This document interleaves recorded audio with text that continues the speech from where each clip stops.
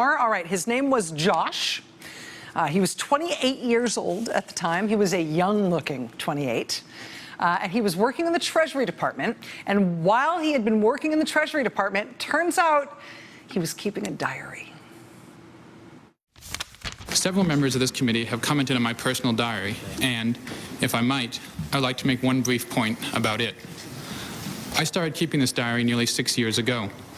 I would write in it fairly infrequently, sometimes every 2 weeks. Other times, 6 weeks would go by before I made an entry. I made no effort to check the accuracy of my diary, because this was never intended to be a precise narrative or a verbatim account of what took place. It was, more than anything, a way to reflect on events and draw lessons from my personal and professional experiences.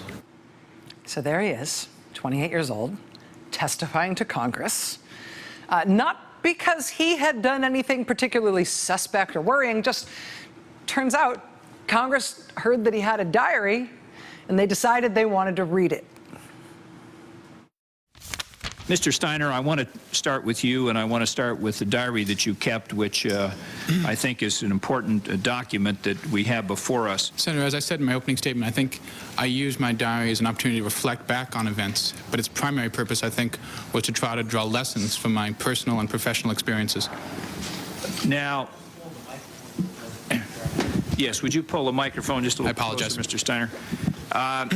Now, do you have a copy there of the diary entries that we're going to focus on here today? Yes, I do. All right. Do you want to get those in front of you? Let me read you the entries. And then he reads from Josh's diary. Joshua Steiner worked for the Treasury Secretary at the time, Lloyd Bentsen. I worked for him at a tender young age. And when investigators were looking into the Whitewater scandal of the Clinton era, when they found out that young Josh at the Treasury Department had a diary, they not only made him hand over his diary to Congress, they summoned him to Congress to talk to him about it.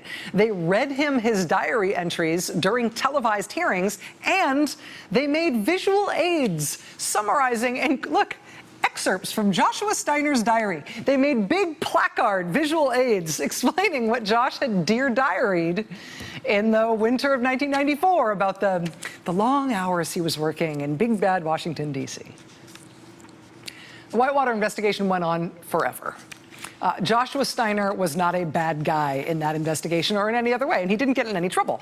But he did end up under oath as a key witness, handing over, defending, describing, answering congressional questions about his diary from his time in Washington. And they raked him over the coals about it. At one point, he had to sit there while Senator Maddow screamed at him about, quote, his feeble, lame-brained excuses about his diary.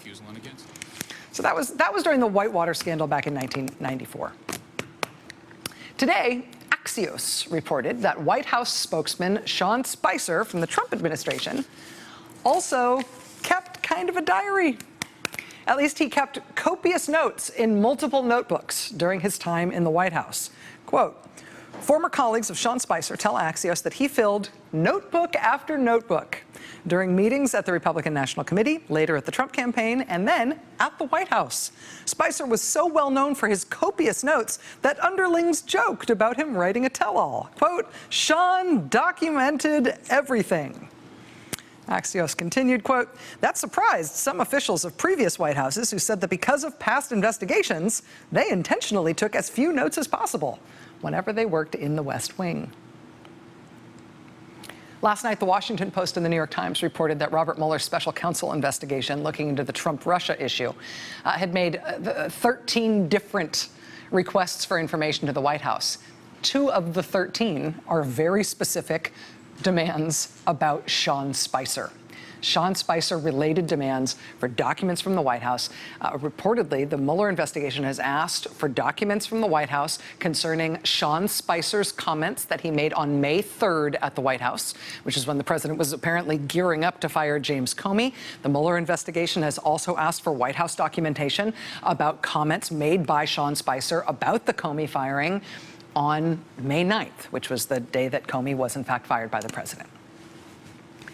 Now that we know a lot more about what the special counsel inquiry has asked the White House to hand over as part of its investigation, a couple of things are newly clear to us.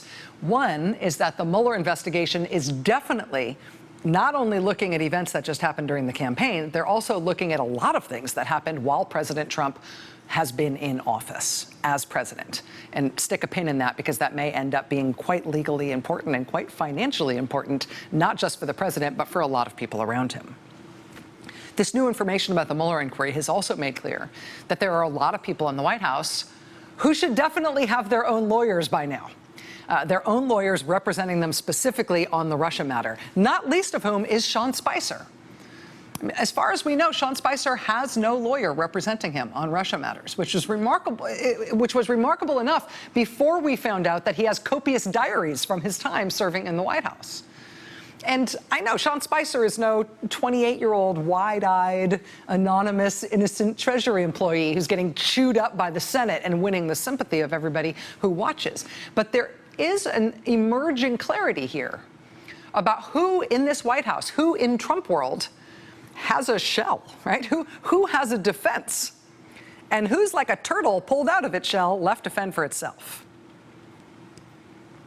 And in that sense, that emerging clarity about who's being defended and who's not, that sort of reflects the character, that window into the character of this part of the Trump administration, how they handle this gigantic scandal and their defense against it. It's starting to parallel, it's starting to look like how this administration conducts itself in other matters, right? So, I mean, how they're handling this administration scandal is starting to kind of echo how they're behaving as an administration. Like the basic stuff about staffing up the federal government and doing the business of federal agencies. I mean, just as an aside here, take a little snapshot of what we know just from current headlines, just from current news, in terms of how they're behaving as an administration, how they're handling themselves as a federal government. Today, Politico.com was first to report that at the Agriculture Department, they've just hired a bunch of top-tier, highly paid executive positions. The Trump appointees to those jobs include, quote, a long-haul trucker, a country club cabana attendant, and the owner of a scented candle company. American Oversight filed a Freedom of Information Act request to figure out who was getting all these high-paying jobs in that department, jobs for which you're supposed to have at least a college degree. For some of them, you're supposed to have at least a master's degree. But instead, they've installed in those jobs a kid who was an intern at the RNC. Literally, that was that person's last job. It's not like, oh, back in the day, I started off as a teenager as an RNC intern, but then I went on to become an incredibly qualified, well-educated agriculture expert who's now getting a high-level job at the USDA. No, we're talking direct from RNC intern to high-level USDA senior job. I mean, this is what political scientists call the spoils system, right? They appear to just be randomly handing out fairly high-level, subject-specific federal jobs that are supposed to go to experts, but instead they're just giving them out to anybody who volunteered on the campaign or their sister. So, like, the person in charge of energy efficiency and renewable energy at the Energy Department is a guy who most recently worked in tire sales, retail tire sales. The assistant to the Secretary of the Treasury most recently worked as a production assistant at something called That's Entertainment. I don't know what That's Entertainment does, but I doubt it has anything to do with what the Treasury Department does. Trump picked as a cabinet secretary somebody who was reportedly under criminal investigation for corruptly buying and selling stocks while he was taking action in Congress to affect the price of those stocks. He nevertheless was confirmed in the Republican Senate, and Health and Human Services Secretary Tom Price is now making news for the hundreds of thousands of dollars he has spent in his brief time in office, inexplicably flying around in chartered private jets. At the EPA, Trump's appointee to head that agency has diverted enforcement agents from all over the country to stop doing their work and to instead provide him a 24-hour-a-day, 7-day-a-week security detail. Scott Pruitt also appears to be using his government travel budget to fly back and forth to his home state of Oklahoma every 5 minutes because he appears to be laying the groundwork for a run for governor there. You and I, in that case, would be subsidizing that run for governor every time he takes government transportation to go back home. Then there's the Treasury Secretary, with That's Entertainment as his top aide. The Treasury Secretary, famously now, requested a military plane to take him and his new bride on their European honeymoon vacation. They didn't end up using a military plane for that purpose, but they did. He did take his new wife with him on a big government jet to Fort Knox. where they, quote, inspected the gold. They then enjoyed watching the eclipse, since that trip happens to have provided them a prime viewing opportunity to see the eclipse in totality from Fort Knox. I mean, this is an administration where the president started describing his private beach club in Florida as the Southern White House. And then he doubled the rates for people to join that golf club, that beach club. Donald Trump and Donald Trump Jr. are both having campaign donors pay their legal fees. Right? They're both having the Republican National Committee cover their legal fees. Why not? But you know what? You know who's not having campaign donors pay their legal fees? Paul Manafort, for example. Nor Mike Flynn, right? Mike Flynn's family turned to Squarespace this week to set up a public-facing webpage to appeal for public help to get Mike Flynn some financial assistance to pay his 7 lawyers on the Russia matter. I mean, Sean Spicer, as far as we know, he doesn't have a lawyer for the Russia matter, but it's very clear that he needs one. How will he pay for one once he needs to get one, for sure? Reince Priebus, Hope Hicks, Don McGahn, they've all hired Russia lawyers. Who's going to pay for them? Why is the Trump family able to use campaign funds to pay for their lawyers, but none of these other people who worked at the Trump White House are on the campaign? I mean, it's crazy enough that the White House counsel had to hire his own lawyer to defend himself in the Russia matter. But Don McGahn is going to need a lot of legal advice. Right now, Don McGahn appears to be right in the center of a lot of the things the Mueller investigation has demanded documents about from this White House. He is particularly going to need good legal advice if that overheard conversation at a steakhouse last week between 2 of the president's lawyers, if that bears out, and White House counsel Don McGahn really is hiding documents in a safe to try to keep the special counsel, Robert Mueller, from getting them. I mean, Don McGahn, as White House counsel, is going to have a bear of a legal fight on his hands if he tries to resist handing over documents or giving testimony to the Mueller inquiry on the basis of the fact that he's White House counsel and therefore he shouldn't have to talk. I mean, that's an argument you could definitely litigate, but he's not likely to win it. And nobody you know would like to fund a legal fight like that because it's going to go to the mattresses. And how about old Mike Pence? Right? Mike Pence, the vice president, has retained a very good, very expensive D.C. lawyer. It's clear that Mike Pence needs one. He has made multiple false public statements about many of the key matters that appear to be under investigation by the special counsel, including the firing of James Comey at the FBI and the resignation of the national security advisor, Mike Flynn.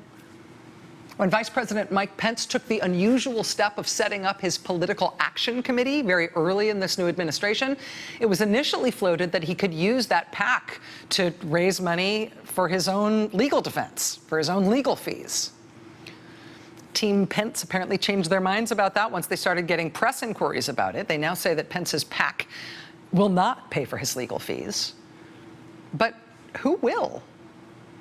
Mike Pence isn't a rich guy. He doesn't have deep pockets. He doesn't have, like, Trump family deep pockets for sure. Put yourself in Mike Pence's shoes here for a second. How does it make sense, if you're Mike Pence, that the RNC and the campaign to re-elect the president, right, those 2 entities are paying the legal fees for the Trump family, but they're not paying the legal fees for you? Mike Pence next week is going to be doing a fundraiser in Milwaukee in which he will be raising a lot of money for the campaign to re-elect the president. That means he will be raising money that will be used to pay for Donald Trump Jr.'s legal fees, but not his own. His own, that's his problem. This scandal and any potential prosecutions that derive from it may eventually boil down to very personal decisions by very high-profile people about how much they're going to try to sacrifice. How much they're going to sacrifice to try to keep the heat off this president. I mean, if the White House strategy is to try to get through this by the president having campaign donors and regular people pay his and his family's legal fees, well, they pay nothing. But everybody else from the White House and the campaign is expected to get personally bankrupted by those legal fees, and you're counting on all those people not rolling on you? That seems like... That seems like a reason to go through and start dotting the I's and crossing the T's in dear old diary, because you're going to be talking about it soon. I'll just raise one last point here, given the general griftiness and cashing in nature of this new administration and how they behave, not just about this scandal, but in general. We started off this week with some great reporting from the Associated Press on the mysteriously large amount of money that was raised but not apparently spent on Donald Trump's presidential inauguration. As we've talked about here on the show before, the picture on the left side of your screen is, in fact, the biggest inauguration celebration we've ever had in this country. That was when Barack Obama was inaugurated for the first time in 2009. The picture on the right side of your screen is the comparatively much smaller inauguration for Donald Trump. When the Obama inauguration happened in 2009, they blew everybody's mind with the fact that they raised $50 million to pay for that inauguration. But it turns out they needed to. It ended up being the biggest inauguration ever, and that's how much it cost. This year, Donald Trump's inauguration was a fraction of that size, with a fraction of the events organized by the inaugural committee, but they nevertheless raised more than double the amount that was raised for the Obama inauguration back in 2009. They raised $107 million for the Trump inauguration, including unlimited corporate donations. $107 million. What happened to that money? We've been asking this sort of since very soon after the inauguration. The administration said that any leftover money from the inauguration would be given to charity. But as the Associated Press documented this week, we're a long way since the inauguration, and so far, no money has been handed over to charity. The inaugural committee told the Associated Press this week that there has been a third-party audit of the inaugural funds, and it turns out everything is fine, everything is present and accounted for. But according to the AP's reporting, nobody seems to actually be able to produce this audit, and nobody seems to know anything about this audit, including who supposedly did it. Nor has anybody turned up any evidence that that audit actually took place. Part of the public accounting the Trump inaugural committee has done for what happened to all that money is that they said that this concert took up almost a quarter of the money they raised for the entire inauguration. They said this concert that they held ahead of the actual inauguration was a $25 million concert. For reference, at the Obama inauguration in 2009, they also held a concert that featured pretty much everybody you've ever heard of in music. It seated 10,000 people and turned out hundreds of thousands of people more to witness it. It was produced to such a high quality that HBO bought the broadcast rights from that concert. And that one, from the Obama inauguration, cost $5 million. So how did Trump's, baton-twirling country cover band extravaganza cost 5 times as much? Or maybe it did not. Maybe they just need something to say about where all that money went. Just given the way this administration is behaving around money and their entitlement to public resources, if there is a giant tens of millions of dollars strong slush fund sloshing around inside this administration left over from the inauguration, couldn't that be used to pay the legal fees of all the various people in Trump world who are now looking at, honestly, many of them, multi-million-dollar legal fees? We've been wondering about this for a while, looking at that grave need by people in the administration and that unaccounted for pile of money from the very first day of this administration. We've been wondering if it's possible that one of those surfeits could be used to answer that great deficit. Well, last night, we asked the Presidential Inaugural Committee this question. We asked them, quote, is the money left over from the 58th Presidential Inaugural Committee helping to fund legal fees related to the Russia investigation for anyone in the Trump administration or the Trump family? Will it be used for that? Could it be used for that purpose later? We asked them last night. We got an answer from the Trump Inaugural Committee on that. Their answer is, we have no comment. So, as they say, watch this space. There's lots going on tonight, including a newly aggressive effort by Republicans in Congress to apparently try to at least slow down the Russia inquiry. We've got the latest both from Mexico City and from Puerto Rico tonight. There's lots going on. Stay with us. Hey there, I'm Chris Hayes from MSNBC. Thanks for watching MSNBC on YouTube. If you want to keep up to date with the videos we're putting out, you can click subscribe just below me or click over on this list to see lots of other great videos.